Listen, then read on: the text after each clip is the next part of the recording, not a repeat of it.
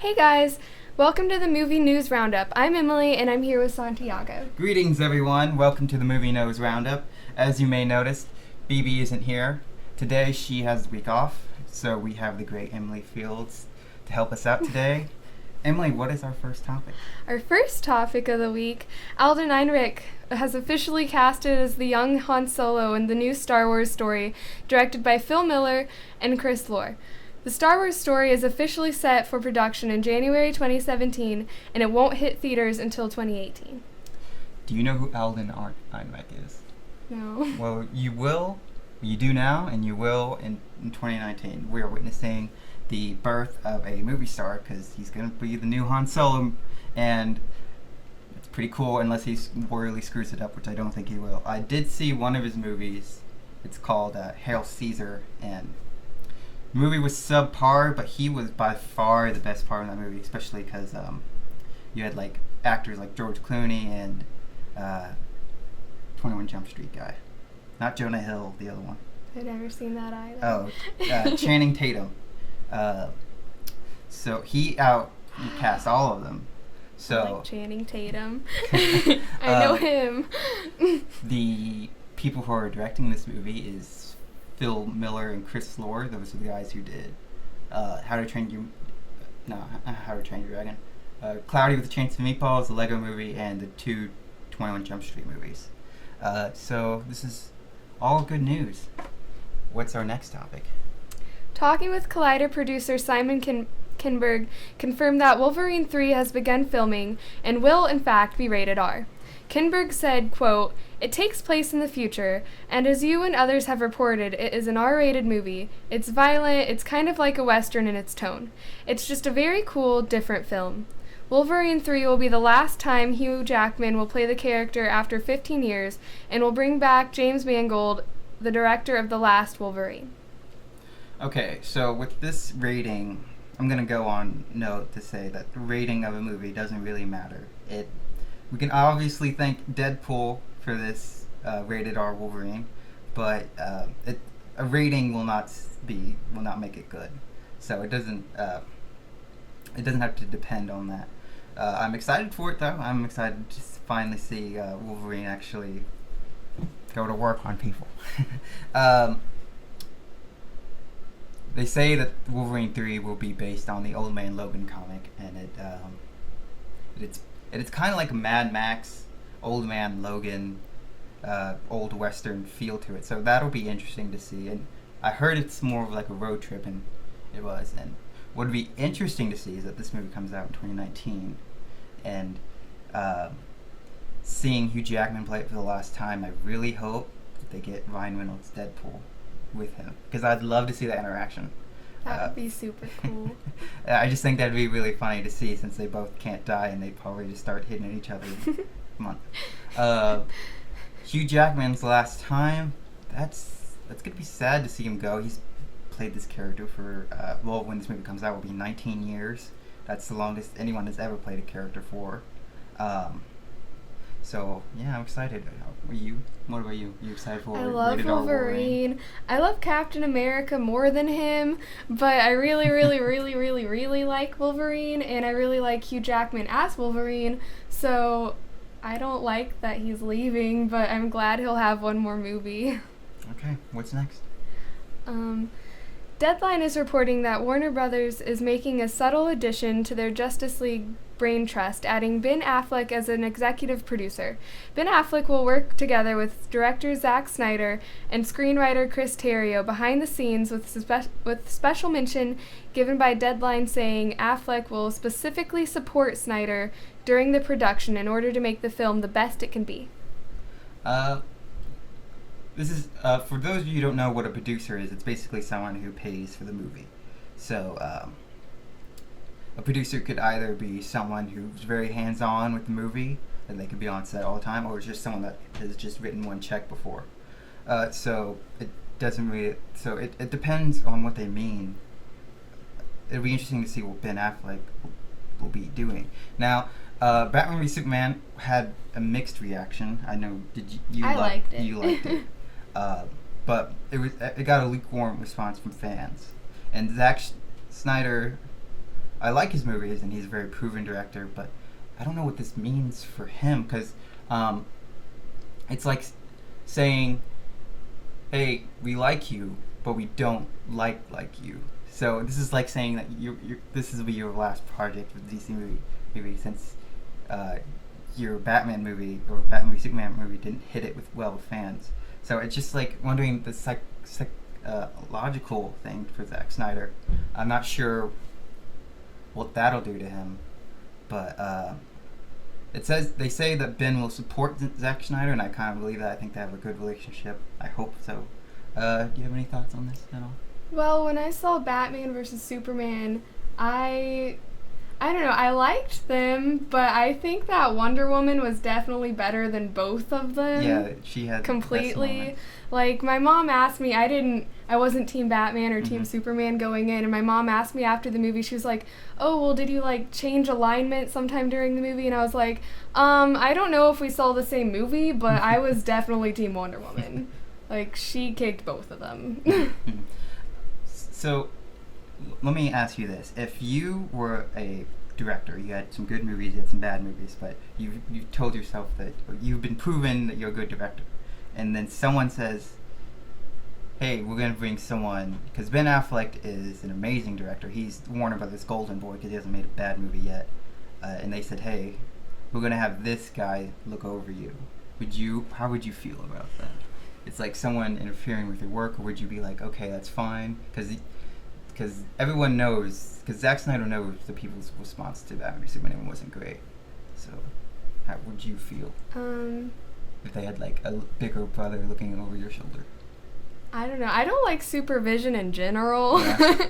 I don't like being told to do anything if I don't want to, so I definitely wouldn't like that. And I mean, he's made some pretty good movies, so I would personally be like offended if I made good movies and they were like, but they weren't good enough, so we're gonna have someone else look after you. That would make me really angry. Okay. Well, next topic then. Okay. Kevin Feige spoke of Marvel Studios committing to a solo movie featuring Black Widow, aka Natasha Romanoff. When asked which supporting character from Civil War is ready to tackle their own solo movie, Feige said, quote, "We've announced the next 9 movies, 10 counting Civil War, through the end of 2019.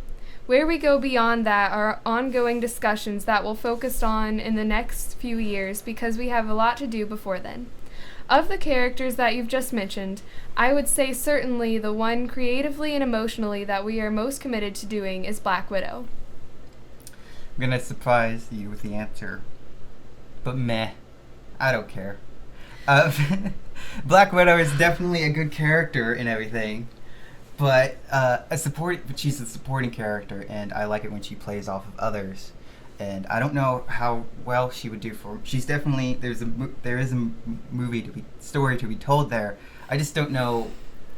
In a Marvel universe where you have people flying and punching through walls, you're gonna focus on a character that can just shoot people and hit really hard. I don't know but maybe I'll be wrong. I'll certainly watch it. Marvel Studios isn't something that you should bet against, so I bet it'll be good. But a supporting character is a supporting character for a reason. Just like I wouldn't want to see a Loki movie because he plays well off of. Why not? He plays well off of Thor, but I don't know if he could handle his own movie all by himself. We've seen this. I like Loki more than Thor. But the best part of it is when he's interacting with his brother. The best part of Thor: The Dark World was when they were on that little boat and they were talking. Santiago, I'm angry with you. But it doesn't mean it won't be. I might be wrong. It might be good. Makes business sense since most people like you. I'm in the minority here. Would want to see a Black Widow movie. But I feel like if you focus on her, you lose a little bit of mystery towards her character because she has like a mysterious past that we don't know about it, and that adds something to her character. And if you explain it, then that the addition is gone. But who knows? What do you obviously have strong opinions. I think you're like 120% wrong, actually. Okay, the Black Widow movie is necessary for a lot of reasons. A lot of reasons. But before I even talk about why it's needed, I'm going to debunk everything you just said because you were incorrect. So, for one, you said, we don't need a movie about someone who just punches really hard and shoots stuff. Excuse me. Let's talk about all the other superheroes who literally just punch stuff and shoot things. I mean, regardless of that, what does the Flash do? He just runs and he gets, like, stuff. What the heck? Like, she does more than that. And, But you can't really focus on her because she's, like, people like her because she interacts well with other characters. I'm not sure if she could. The character definitely could. I'm just saying, myself personally, I am not interested in this. I mean, I know that she does interact really well with the other characters. Like, one of my favorite scenes ever from a superhero movie, not like a super cool scene, but one that was just cute to me, was when they went to see Hawkeye's wife, and she was, like, talking to the baby, and she's like, how's little Natasha? And she was like, oh, well, actually, it's Nathan. And she was like, traitor! That was my favorite. But, I mean, a lot of superheroes are good with interacting with the other characters, but they can stand by themselves. Yeah, Scarlett Johansson is obviously a great actress. I just, we'll have to see. We'll just have to see. Yeah, but I don't know. I definitely think she needs her own movie. One, because she's just an amazing superhero, like she is. And two, because, well, I mean, she does have a very mysterious background, and so we want to know about that background. And three, because, okay, cinema in general is sexist, but especially superheroes themed things. We're gonna get a Captain Marvel are movie. Incredibly sexist. So I mean, the only female-based superhero movie I can think of off the top of my head is that really old Catwoman movie, and that was atrocious. Yeah. Actually, I loved it because it came out when I was a small child, and it was great. But I mean, it's not a worthy movie. No, it's not. At all, and it's like, is that all I get to, like, look up to in my own gender? Like, thanks, guys. Have fun with all your cool superheroes. Like, that's just not fair. Okay, next topic. Okay. With the next X-Men movie, XMen Apocalypse, set in the 80s, many have wondered if this will be the last film to be set in the past. Speaking with ComingSoon.net, producer Simon Kinberg revealed that the next X-Men film will be set in the 1990s. The next movie may be about the already announced New Mutants. Okay, so obviously we haven't seen X-Men Apocalypse yet, so I don't know how myself personally will respond to the new characters they have. But this does make logical sense. The first class was 60s, Days of Future Past was 70s. This will be the newest one will be 80s, and this will be 90s. New Mutants is an interesting choice. I don't know the comic myself, but I hear it's a very diverse cast of characters, so that's always good. That's all I got to say. What about you? Anything to add?